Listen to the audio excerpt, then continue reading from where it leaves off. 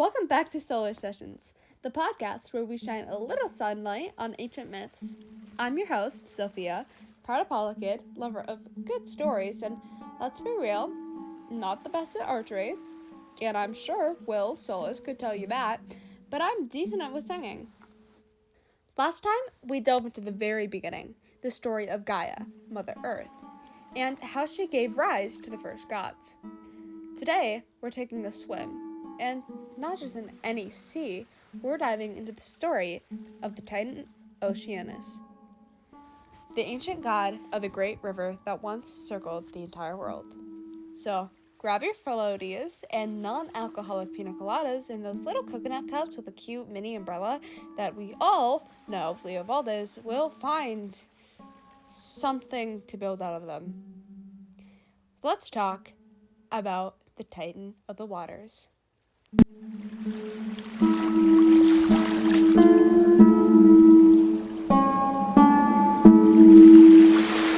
When we think of water in Greek mythology, most of us jump straight to Poseidon, the stormy, very agitated father of the one and only Percy Jackson, Odysseus-hating, trident-wielding god of the sea. But before Poseidon, long before the Olympians ever existed, there was Oceanus. Oceanus was one of the 12 Titans, children of Gaia and Uranus. He wasn't just the sea. He was bigger than that. To the Greeks, the world was imagined like a flat disc. Yes, that is where that theory came from. And all around that disc ran a massive, never-ending river. That river was Oceanus. Imagine looking out at the horizon and believing that if you just keep sailing, you'll eventually hit the endless waters of Oceanus himself. That is how the Greeks pictured the edge of the world. Why? That's probably a question only the Greeks can answer.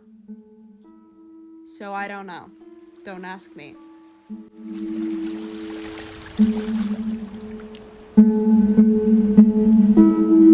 Now, here's what Oceanus is interesting. Most Titans are known for being, well, messy. Kronos, the Titan of time, literally ate his own kids. Let that sink in. He ate his kids. Hyperion, Titan of light, was, pretty power hungry. I mean, all of them were, but Hyperion really was. But Oceanus, he's kind of like the chill uncle of the Titan family. Kind of like Mr. D is. Oh well. He doesn't fight in the big wars. He doesn't plot against Zeus or take revenge like some of his siblings. Instead, he spends most of his existence just flowing, being the eternal waters. He is sometimes even described as gentle, which is really rare in the Titan world.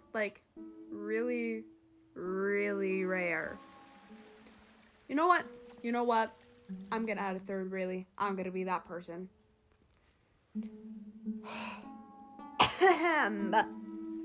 Really, really, really rare.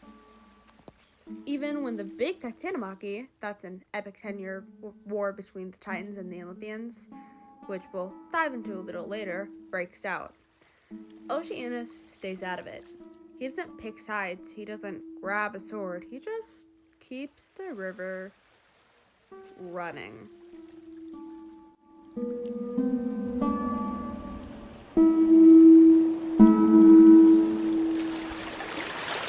Now, we can't talk about a Titan without getting into family drama, and yes, Oceanus' family is wild. First, Oceanus marries his sister, Tethys. Don't give me that look or scream, "What?" or "Hey, what?" Hera? She's married to Zeus, right? Guess what? They're siblings. Titan and God relationships are complicated, like very complicated. Anyways, together they had thousands of children.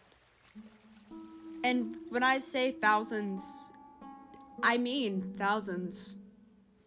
Their daughters are called the Oceanids, nymphs of streams, springs, rivers, and fountains.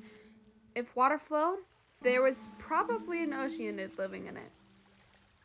Each one represented a different freshwater source, and the Greeks said there were over 3,000 of them.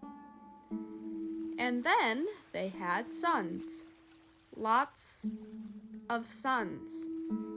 These were the river gods: Scamander, Aeolus, Alpheus, and so many more.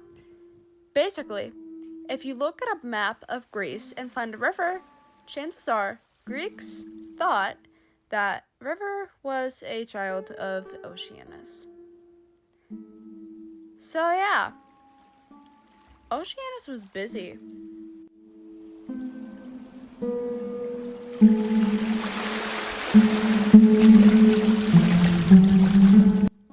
Oceanus wasn't just a character in a story, he was an idea.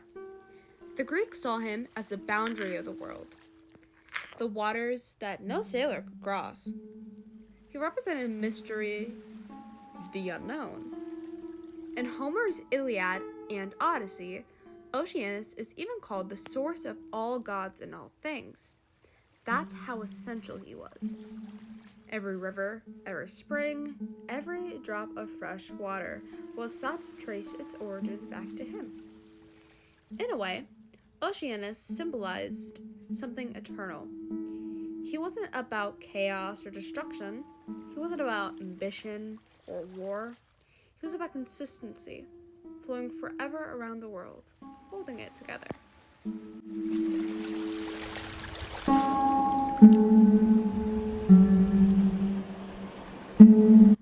Here's a fun question for you. If Oceanus was the god of waters, what happened when Poseidon came around? Too late, you took too long. The short answer is Oceanus faded into the background. Poseidon became the ruler of the seas, especially the Mediterranean, which mattered most to the Greeks. Oceanus, meanwhile, stayed on the edge of the world, less around waves and storms, more about the never-ending stream of water beyond human reach. Some poets even say that Poseidon and Oceanus represented each other, dividing their domains. Poseidon got the inner seas, full of sailors, storms, and earthquakes. Oceanus kept the outer boundary, mysterious and untouched. It's kind of like Oceanus was the original water god, but he let Poseidon handle the flashy stuff.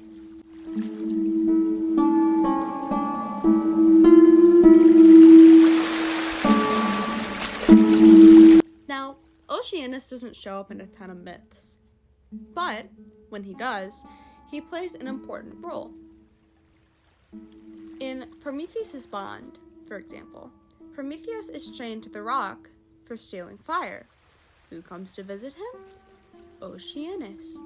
He shows up, calm and reasonable, telling Prometheus to chill and stop fighting Zeus. Basically, he's just like, hey, buddy, maybe don't pick a fight with the king of gods. That's one way to get yourself killed. And that's, so Oceanus. He's not dramatic. He's not angry. He's the one Titan who tries to keep the peace. He's the peacemaker. Respectable.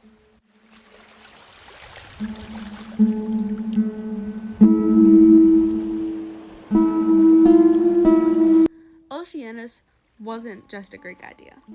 The Romans also kept him in their myths. In Roman mosaics, he's often pictured of a giant man with crab claws on his head, holding a serpent fish. Not exactly what I would call subtle, but hey, if it gets the point across. And even beyond mythology, the concept of Oceanus lived on in the word ocean that we use today. Yeah, that word comes from him. When you say ocean, you're literally naming the Titan himself. You are literally saying Oceanus, just without the anus. Just say ocean? Well, that doesn't really make sense. Oh well. Anyways, that's where it comes from.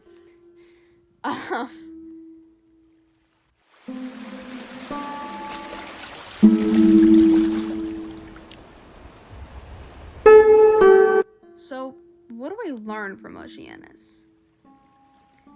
That sometimes the most powerful beings don't have to fight, conquer, or rage. Oceanus shows us that there's strength and consistency in patience and simply flowing. He may not have been the loudest Titan or the most dramatic, but he was essential. Without him, the world would have had no boundary, no sister frizzers, no eternal flow. So, the next time that you stand by a river or hear the crash of waves, remember, in the ancient world, that sound belonged to Oceanus.